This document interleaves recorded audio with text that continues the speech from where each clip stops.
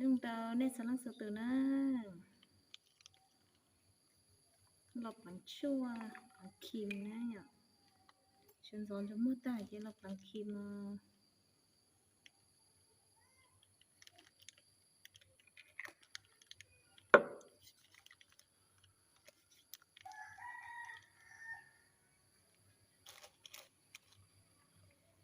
bằng cái ngay ngay thì nó sẽ nó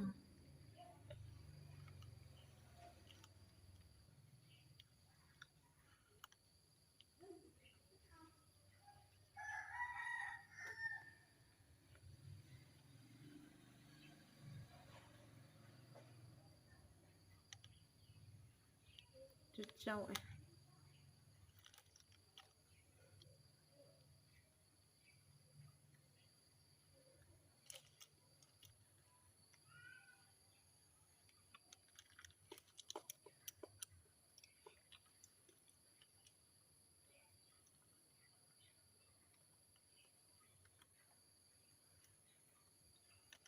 như nó có xe sẽ để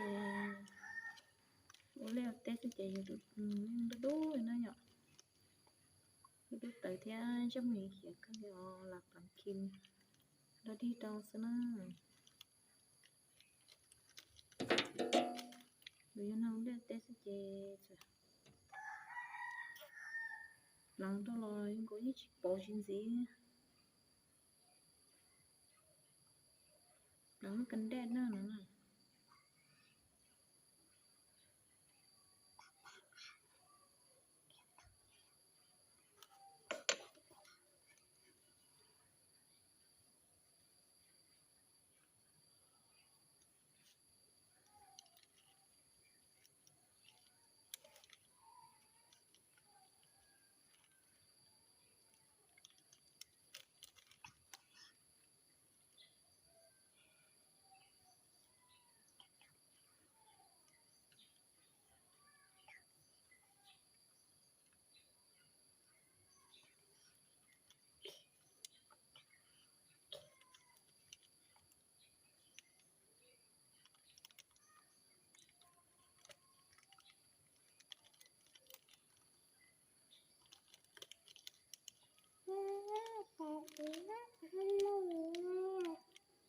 hết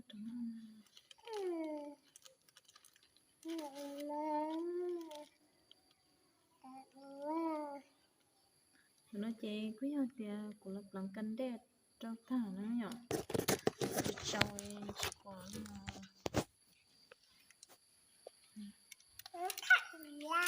thế cả nhà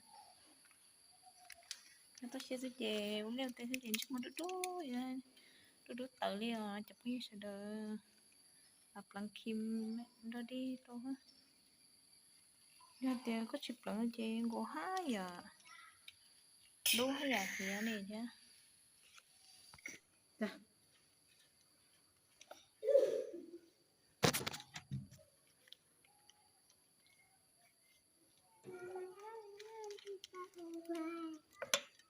bây giờ coi như hết tao nó quá có này thank you cái tiền nó là chỉ một tê nữa nhỉ nó chỉ một tê chỉ thế này lăng mình chỉ kim thế có đóng mua ra đi nữa nhỉ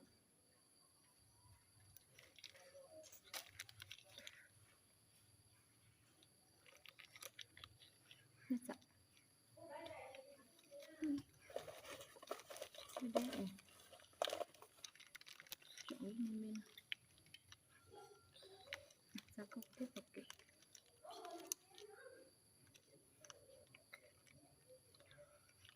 này sao có mấy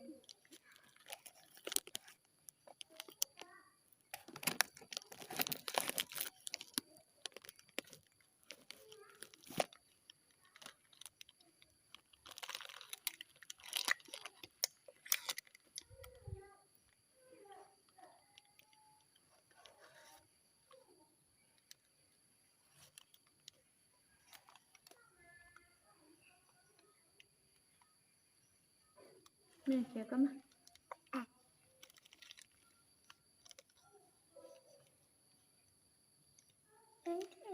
Giờ có hết đấy.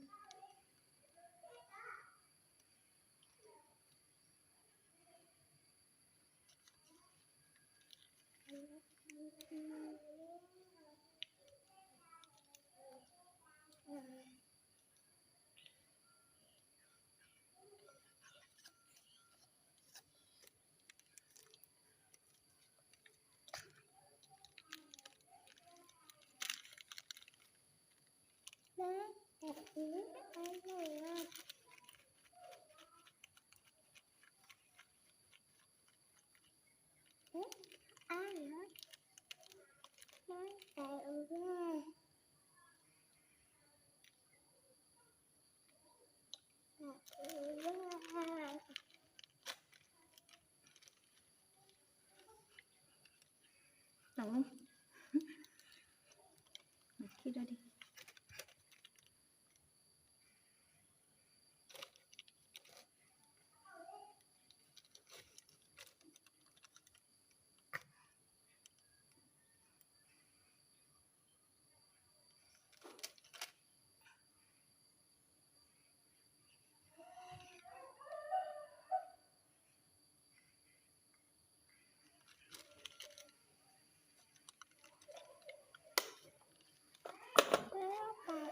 Có thế ạ. Của tôi mình giờ nó to là sáng nhé. Tôi chụp như sẽ là sáng thế ạ. Mình giờ nó mà nhẹ đừng có đi nữa. Nhẹ đừng có cơ đấy mà nhà là lan chết. Hello chị măng nha. Đây à. Mà nó bánh chè cha này. Nó bánh chè ló bao nhiêu. Mà bố thằng nó bao thì lò nó. Thì nó cứ rong lờ cái ốp bếp đi cái tổ đua nó sẽ bánh chè chẳng là chỉ như chỉ tao rong lên nữa. Nên nó từ họ bón chua để dùng món chất cha nào cái to nữa nhỉ. Bây giờ chua món nè. Bây giờ bên đằng mỏ nó chỉ chua luồng nó chỉ từ trâu nha, cũng nó khăn gầu là cũng chỉ trong như thế này nhỉ. Thì nó ta có chua món này chua nữa nó chỉ hơi khi của thea cũng không mất trâu sẽ còn gì nữa. Nên sao nó chỉ thằng đấy chỉ nó mới sát nó nhỉ. Chị mua rồi chị chỉ mó ó xá nó nhỉ. Nó tên là ó xá rồi chị mình cũng mó tồn đấy rồi nó chị cũng chị lên chơi chị chờ. Thì giờ này tôi có chua đã chỉ là họ sau đó tôi khi tôi có thể hoàn thiện sẽ có mấy nhà chua được nhớ bây giờ là nó nhỉ. Cho là tôi sẽ mình sẽ nó bánh chip vào trong tôi lo lắng nữa.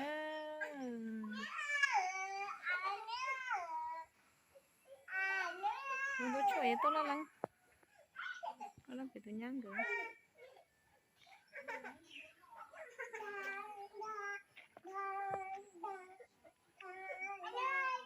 Sẽ là số xài cho nó là thay tao xài sao nó nhỉ. Sao nó đong cái thì nó chỉ trong nó sát thôi thế à. Chỉ này nè.